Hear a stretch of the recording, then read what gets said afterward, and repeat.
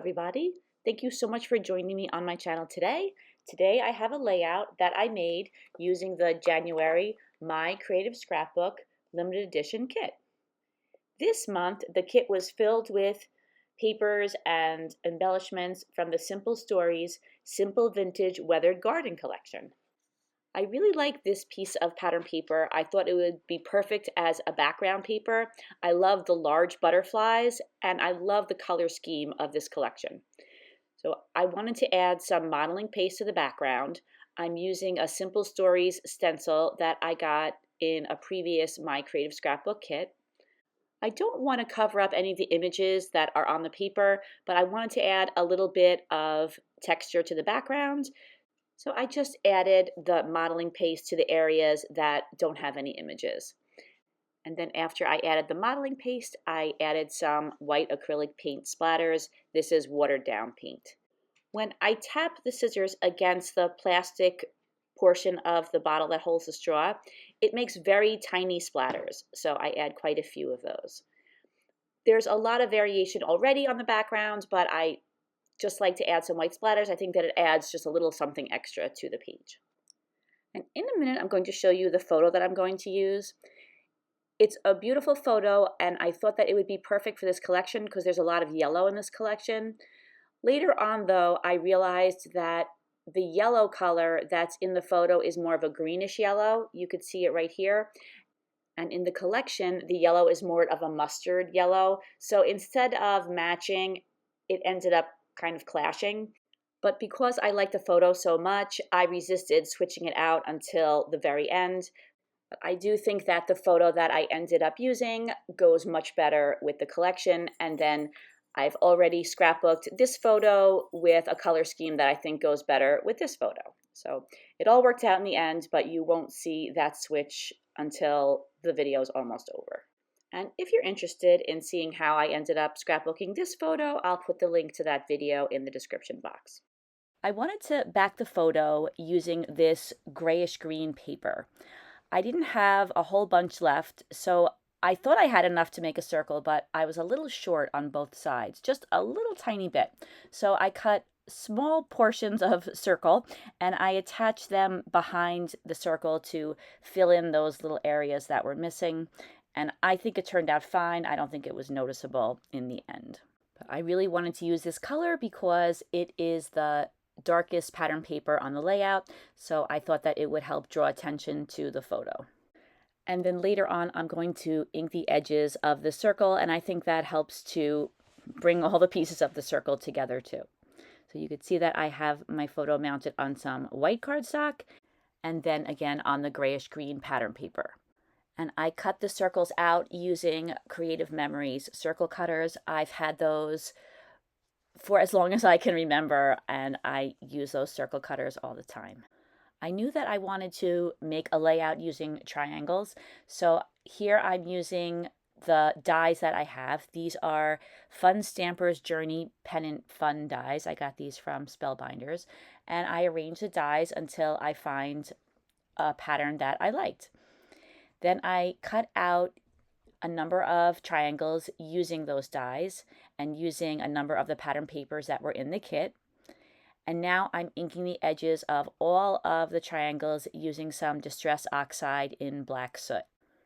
And I put several coats of the black soot just to make sure that the edges are nice and dark. Once I have all of the triangles inked, I ink the edges of the pattern paper around the photo as well. I know that I want to pop the triangles up on some foam, so in order to make the triangles a little bit more sturdy, I am going to attach a piece of heavyweight cardstock behind each of the triangles. So I use the dies and I cut the triangles to the same size as each of the pattern paper triangles, and now I'm using some ATG adhesive and I'm attaching each triangle to the cardstock triangle. Once I have all of the triangles matched and attached, then I use my dauber and I put another coat of that black soot around the edges. I just didn't think it looked quite as dark as I wanted it to be. Now I'm putting the triangles back on the pattern paper the way I had originally planned. And I find the triangles are so easy to work with. it didn't take very long for me to figure out a composition that I liked with them.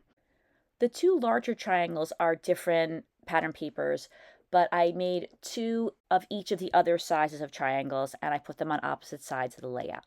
So you could see that there is a black checkered on both sides. There is a yellowish plaid on both sides, and then there's also a floral on both sides.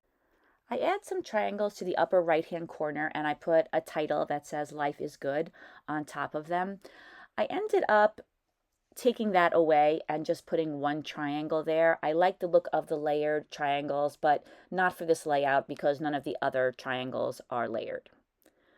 As I had mentioned, I want to pop up all of the triangles on the fun foam that I have right here. So I traced around each of the triangles and now I'm cutting out the foam to match each of the triangles. I cut the foam a little bit smaller than the triangles I had traced, and then when I added the foam to the triangles, I generally had to cut a little bit more foam off because I didn't want any of the foam to be visible when you looked at it from the front. So I trim each of those triangles down just a little bit, and then I attach the foam to each of the pattern paper triangles. So now that the triangles are all popped up on some foam, I have to arrange them on the layout once again. So I put them back in the same composition that I had before, and now I begin attaching them down using some ATG adhesive on the foam. You could definitely use glue, but I like the option of being able to reposition them, so that's why I like using the ATG gun. I use a T-square to make sure that nothing is crooked. And then I go ahead and attach all of those triangles down to the layout. I place the photo where the two large triangles meet on the right-hand side. And then I put some foam behind the upper right-hand side of that circle because the rest of the photo is sitting on those foam triangles or foam-backed triangles. And so now it will sit correctly on the layout. I remove those triangles from the upper right-hand corner. I cut out another triangle that I plan to use there. And now I'm going to ink the edges of the embellishments that I'm going to be putting on the layout. These large butterflies were fussy cut from some of the pattern papers. I have a different title that I'm going to use. I have some triangles, and I'm also going to be using some flowers that I fussy cut out from another one of the pattern papers in the kit. I just love these really large butterflies, and so I added those to the layout. There was already a large butterfly that was the same image as the butterfly that I fussy cut out, and that's on the left-hand side of the layout, the lower left-hand side. So that just helps to add more dimension to that butterfly that's already on the pattern paper. I'm adding some fussy cut flowers and then also a large chipboard flower on the upper left-hand side of the photo. When I was adding the fussy cut flowers, I was thinking about forming a large visual triangle with those. And I like the way I can tuck the flowers behind the triangles, or I can lay them on top of the triangles with the triangles being popped up on foam. Then I started adding flowers in a lot of other areas as well. There was a chipboard stamp that I really liked, so I included that in the triangle on the upper right-hand corner, and I also included a number of chipboard hearts, and I sprinkled those around the page. They were in a couple of different colors. There were some chipboard flowers, and I added a yellow one to one of the smaller triangles and a green one to the other triangle that had the same pattern paper. Here I'm popping up the butterfly that now has two layers because of the image on the pattern paper and then the one that is popped up on top of it. And then I do the same thing to the title. I pop that up on some foam as well. I wanted to mention that off camera, I attached some heavyweight cardstock to the back of the title. I used some ATG adhesive and I just cut it as close to the shape of the title as possible. If I'm attaching die cuts directly to the page, I don't worry about adding anything extra. But if I'm popping them up on some foam, I think that they need a little bit more reinforcement. Sometimes when I put them in the page protectors, if they are not reinforced, the edges will bend a little bit, and I don't like that. So on this page, I did that too, as you saw, the triangles and then the title as well.